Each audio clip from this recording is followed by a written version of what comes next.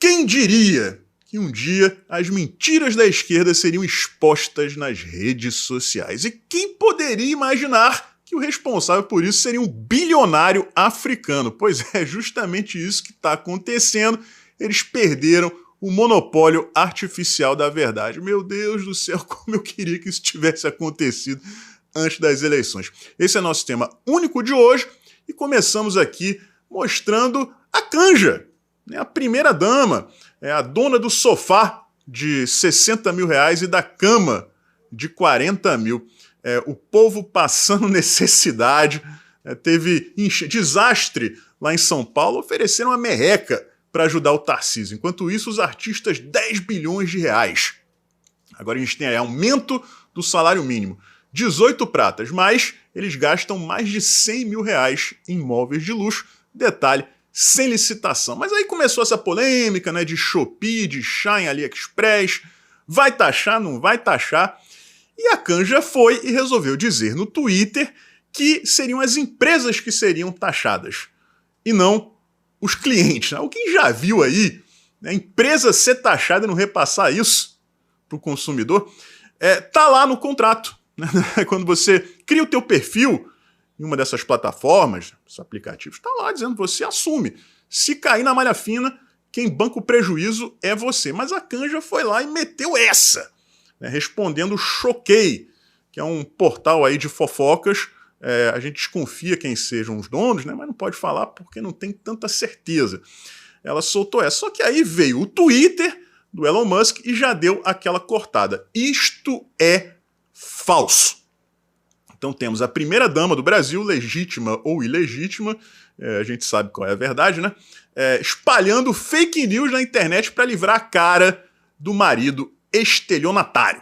Mas não parou por aí não, porque depois veio a CNN, galera, a CNN, descendo a lenha também, e disse, não marcando a Canja ou citando a primeira-dama, disse que quem tem que pagar pela taxação é o cliente e não a empresa. O óbvio. Aí fica aquele questionamento justo, na minha opinião. Será que a Canja vai ser incluída no inquérito inconstitucional das fake news? Eu acredito que não, Eu acredito que não. Vamos passar aqui agora para o Felipe Neto, que veio com a... Felipe Neto é um fenômeno para mim, porque ele não sabe de nada, é um jegue, mas ele sempre tem um assessor ali para fazer uma pesquisa rápida, ou alguém para orientá-lo, E aí ele posta coisas no Twitter, ou vídeos daqueles editados, cortadinhos, Ele parece ser especialista em tudo. Se botar física quântica pro Felipe Neto, ele vai lá e dá uma aula, política, então, nossa senhora, o cara é um monstro sagrado da geopolítica.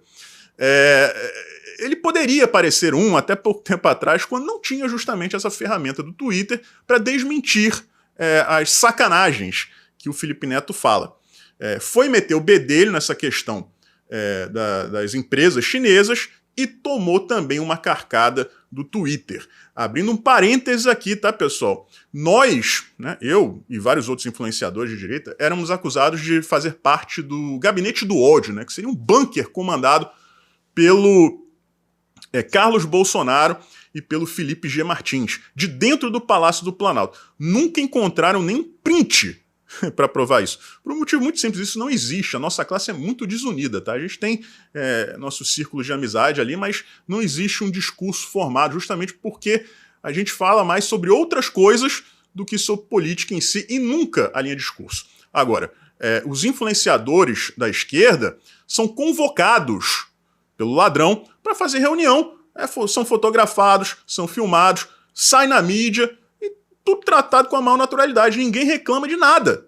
E agora foi anunciado que o governo chamou essas mesmas pessoas, dentre elas o Felipe Neto, para passar orientações para espalhar fake news a respeito dessas empresas chinesas. A prova está aí.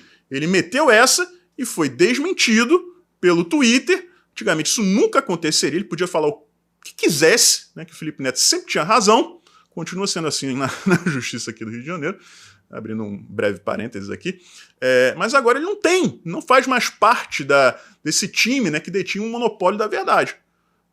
Isso acabou. A partir de agora você pode chegar lá, denunciar as postagens do Felipe Neto quando ele mentir, né? E ele vai aparecer lá o selinho de mentiroso, né? O selinho de propagador de fake news, que é o que ele sempre foi e sempre será, porque é um incapaz, intelectualmente falando. Vocês podem ver, Felipe Neto nunca participa de debate nenhum.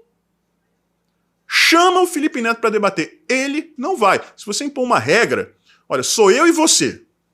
Eu e você falando aqui. Não tem assessor, não tem ponto no ouvido, só nós dois. Ele não vai.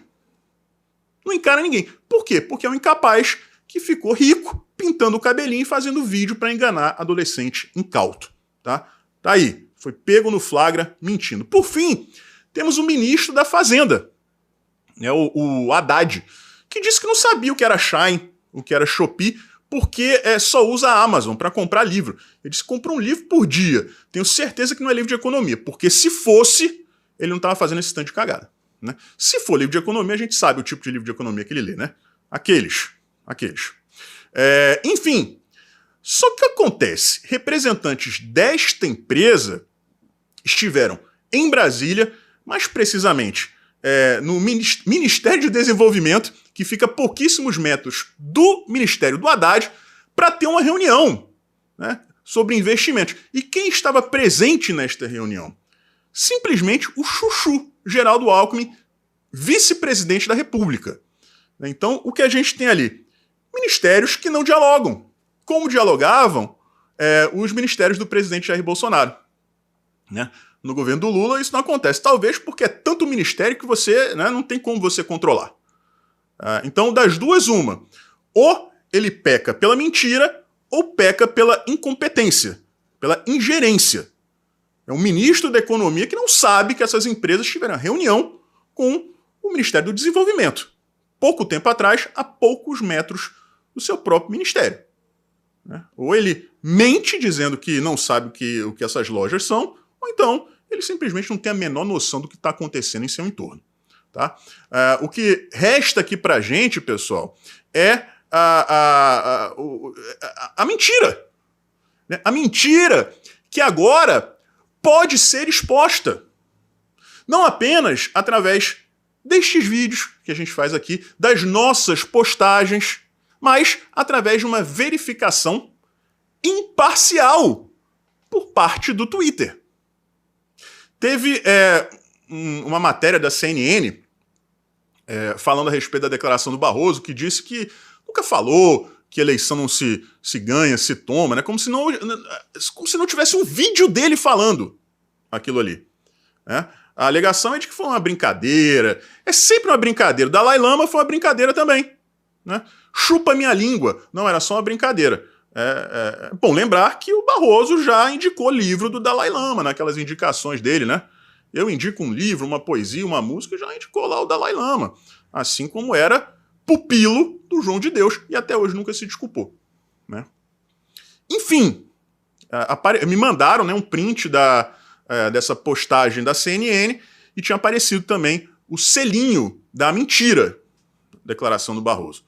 Justamente porque existe o vídeo, né? Quando eu fui procurar novamente, o selo não estava mais lá. Tá? Então eu não sei o que aconteceu. A única coisa que eu sei é que eu denunciei de novo. Tá bom? Então é isso, galera.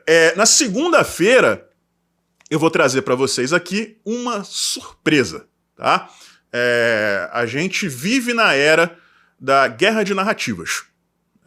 Eu dei um exemplo nas minhas redes sociais sobre aquele caso da deputada Júlia Zanata, viu aquele comunista, né? Aquele Márcio Gerri, e deu sim uma cafungada no cabelo da deputada, né? Chegou por trás, aquilo ali não é atitude que se tome nem no pagode. Quem dirá no plenário da Câmara dos Deputados.